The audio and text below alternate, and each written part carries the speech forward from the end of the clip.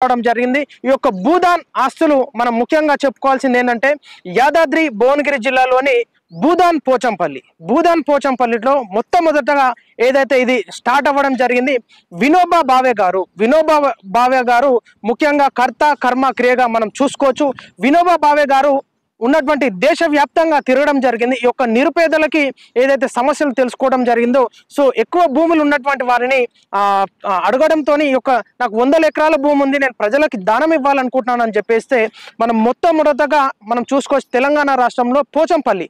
So పోచంపల్లిని Bhoodan Pochampally అంటారు. So మొట్టమొదటగా వినోబా భావే గారు అక్కడ స్టార్ట్ చేయడం జరిగింది. సో దానికి ఈనాడు సెంట్రల్లో కూడా మనకి కేంద్ర ప్రభుత్వం కూడా భూదాన్ యాక్ట్ తీసుకురావడం జరిగింది. ఈ యొక్క భూములను ఎవరైతే ఇస్తారో మరలా తిరిగి తీసుకోవడం కానీ అదేవిధంగా వారు అమ్మడం కానీ ఈ విధమైనటువంటి కార్యకలాపాలు కొనసాగితే వారి మీద చట్టరీత్యా చర్యలు తీసుకోవాలి.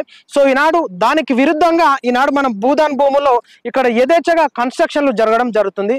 సో దీనిపైన మరి అధికారులకు ఏ విధంగా మరి గమ్మున ఉంటున్నారో తెలియదు కానీ ఖచ్చితంగా ఈ అధికారులు సర్వే నిర్వహించాలి. ఉన్నటువంటి ఈ 145 సర్వే నెంబర్లో మనం చూసుకోవచ్చు ఈనాడు విల్లా కన్స్ట్రక్షన్స్ జరుగుతూ ఉన్నాయి.